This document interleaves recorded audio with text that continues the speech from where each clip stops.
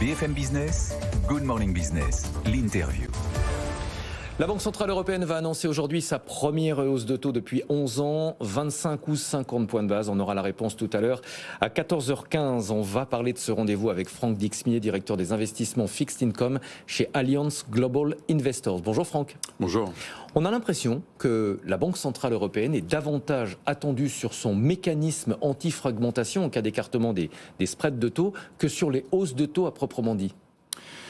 Oui, parce que c'est un thème récurrent. Un thème récurrent en zone euro, la fragilité des finances publiques d'un certain nombre de pays. On a parlé de la périphérie, c'est pas un terme que j'emploierais, mais c'est vrai que la crise sanitaire a été un catalyseur, si vous voulez, des divergences macroéconomiques au sein de la zone euro. Donc des pays qui sont rentrés dans cette crise avec des finances publiques solides s'en sortent très bien, on pense à l'Allemagne notamment, et des pays qui sont entrés dans cette crise avec des finances publiques dégradées, et on pense évidemment à l'Italie, en ressortent encore plus affaiblis avec un niveau de dette sur PIB absolument record. On est à peu près à 150%. Et on a vu récemment effectivement des tensions sur les spreads. C'est des choses qu'on connaît bien. Donc le spread entre l'emprunt d'État italien, le BTP, et l'emprunt d'État allemand, le Bund, a atteint 250 points de base récemment. La Banque Centrale Européenne s'en est émue parce que c'est très très compliqué d'envisager une hausse de taux si cette hausse de taux se matérialise pour des taux encore plus élevés pour les pays les plus affaiblis.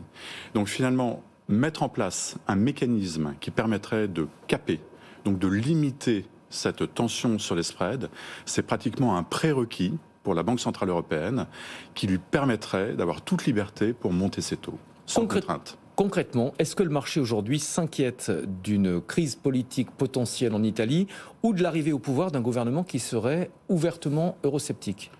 Oui, mais enfin c'est une histoire qu'on connaît par cœur. Si vous voulez, les crises politiques en Italie, elles sont récurrentes.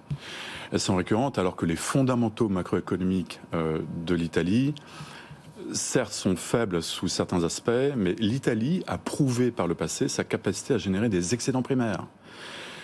Mais le problème, c'est la croissance potentielle en Italie. On sait qu'elle est proche de zéro, on a des gains de productivité en berne, on a un gros problème démographique. Donc ce qu'on attendait de ce gouvernement très technique de Mario Draghi depuis 18 mois, c'est de mettre en place des réformes structurelles pour remonter le niveau de croissance potentielle, pour rendre soutenable à long terme la dette italienne. Donc tout doute des marchés sur la volonté du gouvernement italien de mettre en place ce type de réforme se traduit effectivement par des tensions importantes sur les marchés. Ces réformes, c'est la condition sine qua non pour percevoir le chèque européen dans le cadre du plan de relance. Il est considérable pour l'Italie. Absolument. Donc l'Italie est un des principaux bénéficiaires de ce plan de relance. Donc ce serait une opportunité, une occasion perdu, on a du mal à l'imaginer. Donc on est encore une fois dans une phase d'incertitude politique en Italie avec probablement des élections à venir à l'automne. Concrètement, qu'est-ce que la BCE peut faire pour tenter de limiter l'écartement des spreads ? Jusqu'à présent, Christine Lagarde, qui a parlé d'un mécanisme anti-fragmentation, est restée relativement vague sur les mesures qui pourraient être annoncées. Oui.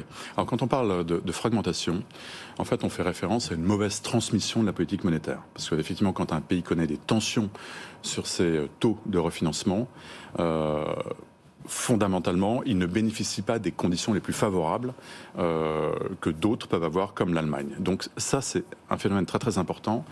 Donc ce qu'elle peut mettre en œuvre très concrètement, c'est un plan d'achat d'actifs, mais stérilisé. Ça veut dire que ce qu'elle va allouer d'un côté pour soutenir les spreads, donc la dette italienne, elle devra le retirer en termes de liquidité sur le marché pour que ce soit un jeu à somme nulle en termes de base monétaire. Il n'est pas question de relancer un programme d'achat d'actifs. La BCE a été claire là-dessus, elle a cessé ses achats d'actifs, donc ça va être différent.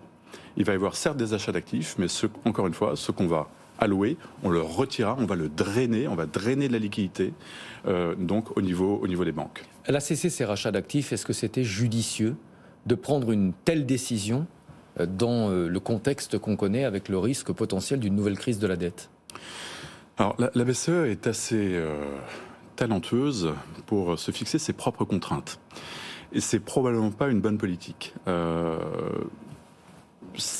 cesser les achats d'actifs alors que, vous l'avez dit, on a un vrai problème de tension potentielle des spreads et donc finalement d'intégrité de la zone euro. C'est ce dont on parle. À la fin, c'est ça quand même le risque. Un risque sur l'intégrité de la zone euro. C'est pas très malin. C'est pas très malin. Et ce qui est encore moins malin, c'est de s'être lié les mains dans une séquence. On arrête les achats d'actifs et on monte les taux.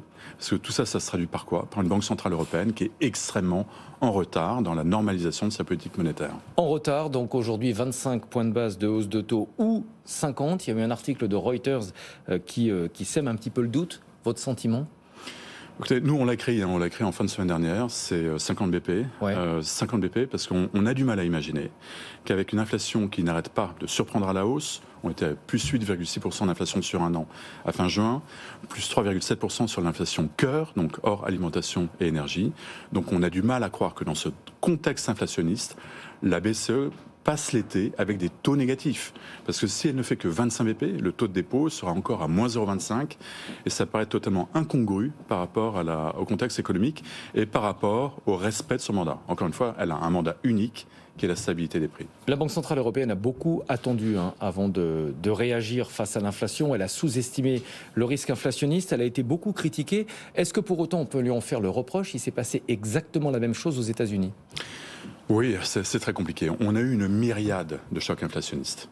Je crois que les banques centrales ont eu énormément de mal à qualifier proprement l'inflation.